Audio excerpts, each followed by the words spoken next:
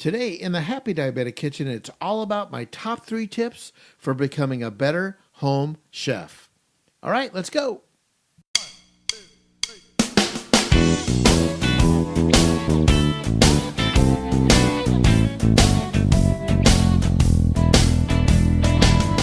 This is the Happy Diabetic Kitchen, the podcast about people who love to eat and cook healthy.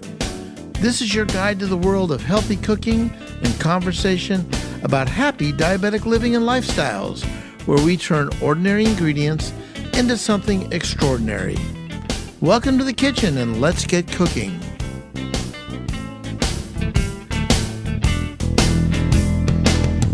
Hello, my happy diabetic friends. I am Chef Robert Lewis, the Happy Diabetic, and this is the internet's most delicious cooking podcast. So I'm here in the kitchen, as we are just about every week, getting ready to explore a healthy diabetic lifestyle. I want to take the mystery out of healthy cooking. I want to explore some amazing foods and share my successes and my challenges. So listen, welcome to the kitchen. If you're new to the kitchen or just one of my regular listeners, I'm happy you're here. It really brings a smile to my face. Hey, Jason, how are you? Hey, I'm pretty good. How are you? Never had it so good. Having a pretty good week. How about you? Yeah, it's been a good week so far. Yeah. The weather is changing. Fall is upon us here in the Midwest. It is. Summer happened so fast. It sure did. And what do you think of the latest baseball events? I watched that wild card playoff last night. That was a pretty incredible game. Yeah, sorry for the Cubs. That's too bad. Yeah, best record in the National League and not making the postseason. Yeah. It's pretty tough to swallow. But, for me growing up in California, especially Los Angeles, I'm a big Dodger fan. So, Yeah, could be their year. Could be their year. Yeah. All right. Well, listen, we've got a great episode in front of us. So let me just tell you a little bit about it. I've got my top 3 tips for becoming a better home chef. We're going to explore some tips on how you can just cook better in your own home. What do you think about that? That sounds awesome. Yeah. And Jason is a really good home cook. So I'm not sure about that. I can guarantee it. Then we've also got the recipe of the podcast. I've got a really great light lemon lime marinade. Ooh. Kind of really good all-purpose marinade that'll be really great and easy to use. And of course, we have an awesome because of my diabetes story and so much more. So, like we say every week, let's get cooking. Let's do it.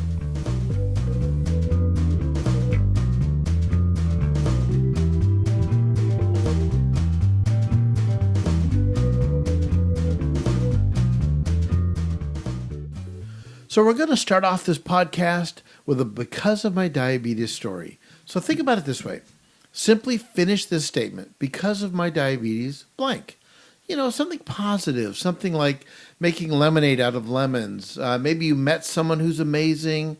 Maybe you came across some food that you thought was really cool that made a difference in your diabetes story. So tell us your story. Head over to happydiabetic.com, hit the send voicemail link, and record your story. And I will send you a set of Happy Diabetic cookbooks. Well, listen, today we have a really awesome because of my diabetes story. It comes from Sharonda, who is a former Sergeant E5 who lives in California. And she's not a diabetic, but she's a type 3. And we call those people the support people, or in her case, she works with a lot of people that are type 1 and type 2 and loves to share my recipes with them. And she sent me this great message. So, Sharonda, hit it. Hi, Chef Robert. I just wanted to say that I am eternally grateful for the Happy Diabetic. As a type 3, there are 2 things you don't want to do. 1, you don't want to feel guilty about eating delicious food. And 2, you don't want to give up a delicious meal. So, your recipes, your cookbooks, your website, they have all these wonderful recipes that I can share with people. Even if they're just a type 3 like myself, I share these recipes and I'm healthier, I'm happier with a healthy, happy diabetic, and I can't thank you enough. So please continue what you're doing. It's amazing work. I look forward to your recipes and to see what you can create next. I'm a chef in my own kitchen again. Thank you. And please, please, please, please keep the recipes coming. Thank you so much, and thank you for your service to this great country we live in. It was an honor to have you on the show today.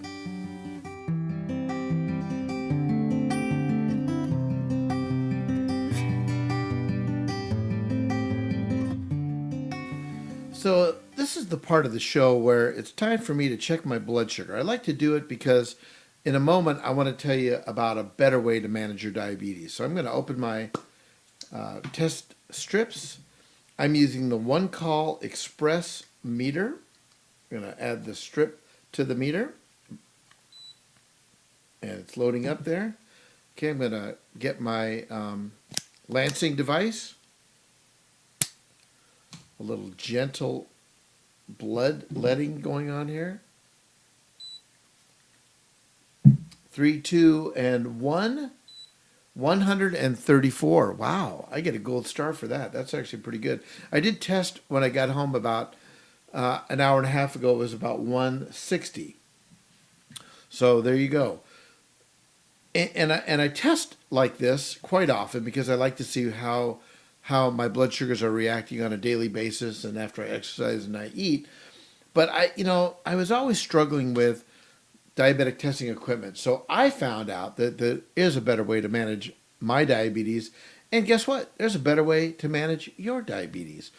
Let me introduce you to my friends at DiaThrive, DiaThrive.com. With DiaThrive, your testing supplies are shipped directly to your home when you need them. Gone are the days of visiting multiple stores to find the right strips, waiting in long lines to buy supplies, or sorting through your insurance requirements. And best of all, with plans starting as low as $8 a month, DiaThrive is probably going to cost you less than what you're paying today. DiaThrive saves you time. DiaThrive saves you money. Plus, these are some pretty awesome people. They're fun to work with, and they really have a heart for making sure that their equipment and their supplies are top-notch, high quality, and work really great. So, listen, do what I did. Why don't you give DiaThrive.com a chance to show you there's a better way to manage your diabetes? They're so convinced that you're going to love their service that they're offering you $10 off your very first testing supply order. Simply use the code HAPPYDIABETIC at checkout at DiaThrive.com and get $10 off your first order. Thank you, DiaThrive.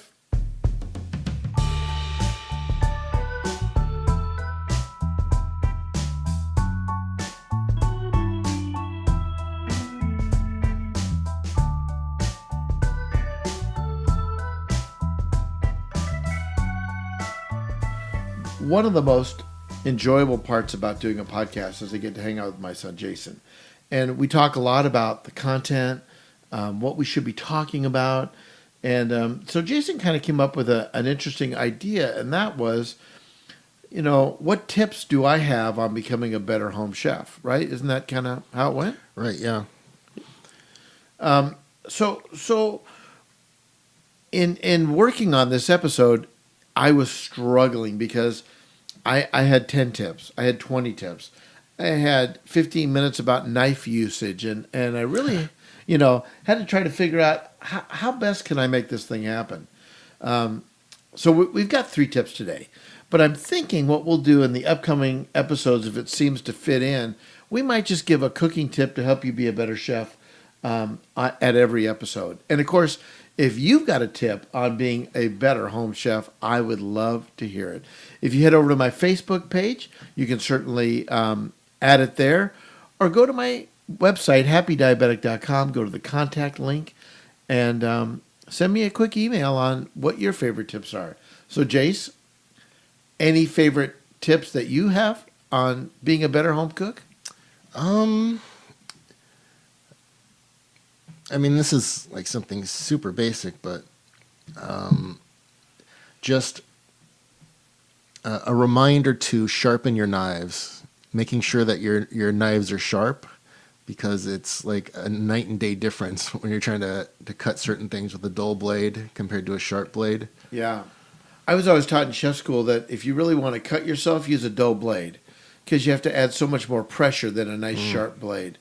And I don't think you got to spend a lot of money for a knife. What do you think? Oh, I don't know. Yeah. I mean, I think there's great knives to be had in the $20 range that work really good. But I think keeping the knife sharp, Jason, like you said, is key.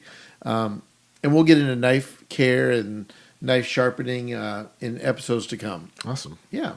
So let's get right into my top 3 tips for becoming a better home chef.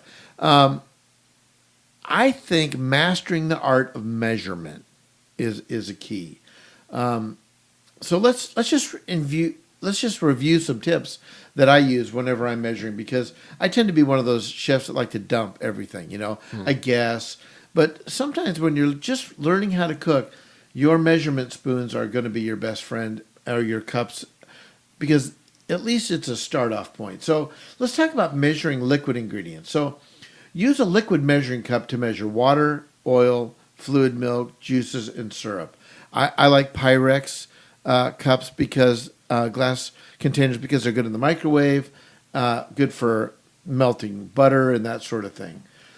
I would also measure liquids in a marked clear containers. That's why I like the Pyrex. They're clear, they're easily marked, and they make them in 1 cup, 2 cup, quart measurements, all different sizes, not that expensive. I always set the measuring cup on a flat surface. Check eye level to make sure you got the correct amount measured. So don't hold it and measure it. Put it on the table, add your ingredients to make sure your items are exact. Now, when I'm measuring dry ingredients, measure the dry ingredients in a container that allows you to level off the ingredients. Like, if you can imagine putting in a cup of flour and then with a knife or something flat, scrape it off so you've got just the right amount. A little bit extra could really alter your recipe. So I will always use a dry measuring cup to measure ingredients like flour, sugar, cornmeal, dry milk, solid shortening, those kinds of things. Fluffy dry ingredients like flour, always kind of sift it a little bit or mix it with a fork before the final measure, because there could be air pockets, and you want to get all that out of there for sure. Spoon dry ingredients into a dry measuring cup, level off the ingredients with a flat edge. That's just always going to be the key. So measuring is really the key part for me. Although when you get good, you'll know what a tablespoon is and a teaspoon is, and you'll be really good at that. But again, the measurement is key, especially if you're baking. That's pretty scientific. That's very exact. Okay, my tip number 2 would be recipe preparation steps. So I don't know about you, Jason, but I know for me, have you ever started to make a recipe and started adding the ingredients, and then you realize you didn't have the one ingredient? Yeah. That's happened to me. And it's just because I don't read through the recipe. So here's my recipe preparation steps for great success. Read the recipe first. Make sure you have all the food. Make sure you have all the equipment you need. And be sure you have enough time to prepare the recipe. Clean and clean and clean and clear the work area. That should be super clean, super sanitary, because you've got a lot of ingredients you're working with. That should be just clear and clean. Then what I'll do is I'll gather all the ingredients at one time. I'll set them all out on my counter. The flour, the sugar, the garlic, whatever it may be, have it all there so I can verify I know I have all the ingredients. If necessary, preheat the oven, grease and flour pans, get all that done prior to mixing anything. And then just simply prepare the recipe. Simple as that. So again, read through the recipe at least twice. Make sure that you understand the directions. Make sure that you can perform all the techniques required in the recipe. Because I found recipes require different techniques that I may be good at or not so comfortable with, then I might look for a different recipe. Look at the recipe yield and decide if the number of servings is what you need, because if not, it's simple math to cut the ingredients in half or double them. Always key to look at. Check that you have all the necessary equipment and ingredients. Make sure you have enough time to prepare the recipe. Check whether or not you need to make any of the recipe ahead of time. Sometimes it will ask you to do a marinade an hour ahead of time to let all the flavors meld. It just depends on the recipe. Again, read through the ingredients to see whether you like them. Some recipes may have ingredients that just don't trip your trigger. Let's find something different. I especially am looking for recipes that have too much fat, sugar, or salt. So those I can either try to alter or use a sugar substitute and try to figure out how I can make it healthier. Not very difficult, but I think a key to eating healthy, we've talked about this a bunch of times, is portion control. So check whether you need to use ingredients such as butter or oil at different stages in the recipe so that you don't make a mistake. Sometimes I'll read a recipe that'll call for a pound of sugar, yet it only wants you to use half of it at the front end of the recipe and half at the back end. So just read the recipe a couple times, get really familiar. And those are really my keys to reading the recipe. Things will go much easier if you have all the ingredients on the table, measure everything up first, and then follow the instructions and add it at one time, or add it as the recipe calls for. Okay, so my third tip for today is going to be my 6 key cooking methods. So there's a lot of methods to cook with. I listed my favorites. I listed the ones that I think really are delicious and can be healthy at best. So we've talked a lot about grilling. Just know that when you're grilling food, the heat comes from the bottom. So think about cooking a steak on a grill. The heat only comes from the coals or the gas underneath the grate. So grilling usually involves an open flame, but it can also be done in a pan on a stovetop. Foods are cooked by heating the grill grates up. Put the food on, it's charred nice. I love to do vegetables on the grill, corn, asparagus. Those are really good. Jason, are you a grill fan? Yeah, I am a grill fan. Do you have a favorite food you like to cook on the grill? Ooh, steak. Steak's good. Yeah. I love vegetables on the grill. For some reason, that charcoaly flavor just, I don't know, does something to me. Okay, my next favorite cooking method would be to saute. So that really means hot pan, a little bit of oil, over a medium to high heat, and things are cooked quickly and usually cooked until tender.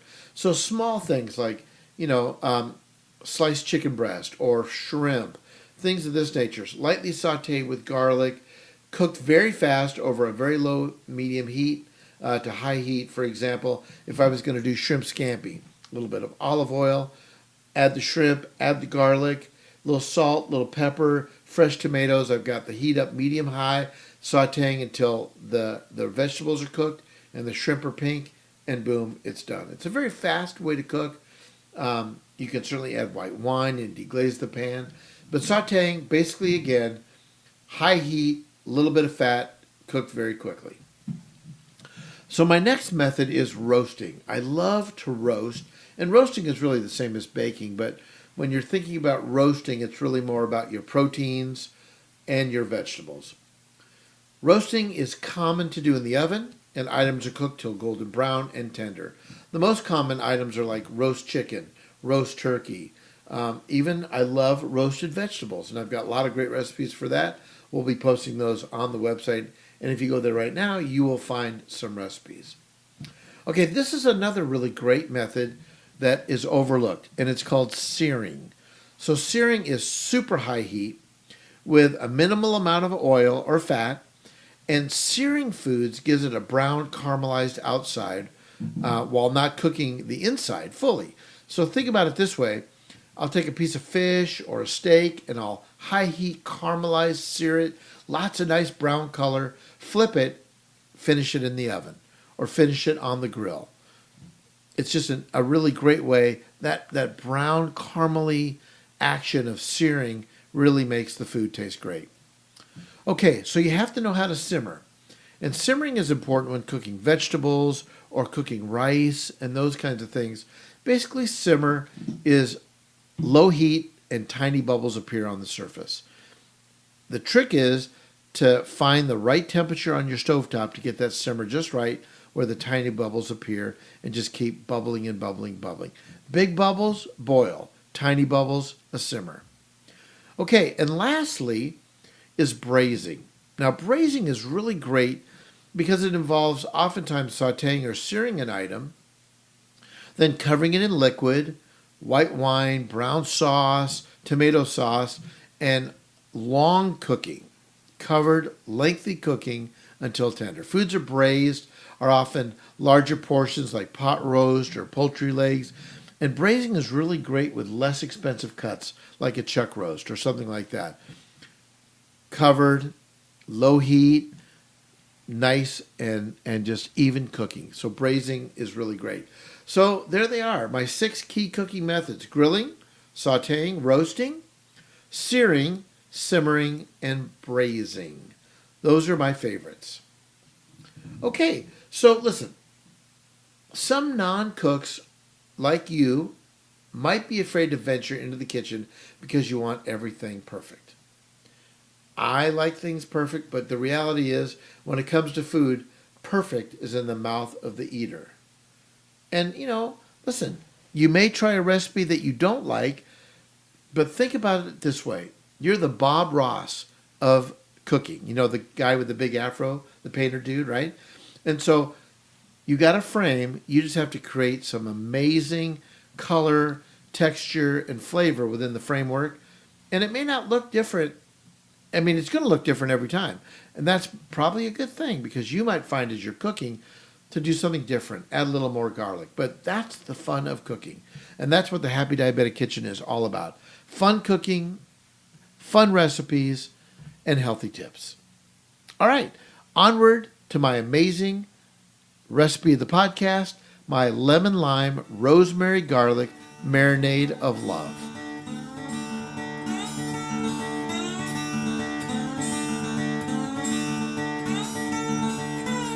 So the recipe of the podcast this week is my lemon lime rosemary garlic marinade of love. Great for chicken, great for beef, great for shrimp. It's just one of those things that you can make it and store it in your refrigerator for weeks and weeks, and it'll be fine. What's in it? 2 large lemons, 2 limes, a 1/4 cup of fresh rosemary, or 2 tablespoons of dried rosemary. You can also use basil. You can also use oregano. I'm going to use a 1/4 cup of extra virgin olive oil. I love garlic, so I'm going to say 2 to 3 cloves of garlic, but for me it'll be 3. Garlic minced up. And you know this about me, you guys. I love the jarred garlic. It works really great. 2 teaspoons of salt and a 1/2 teaspoon of cracked pepper. All right, let's put it together. It's as simple as this. Cut the lemon and limes in half.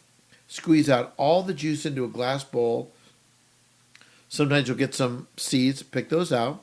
Then just add all the remaining ingredients to the lemon and the lime juice and mix really well. Now, when I marinate chicken or pork, I'll marinate for 1 to 2 hours in that mixture and then finish cooking my meat, and then I'll discard the marinade. Now, the mixture that we just talked about can be made ahead of time and stored in an airtight container for at least a week, and in the freezer for up to 3 months. So quite often, I'll make this recipe, and I'll put it in the freezer, and I can just pull it out whenever I need it.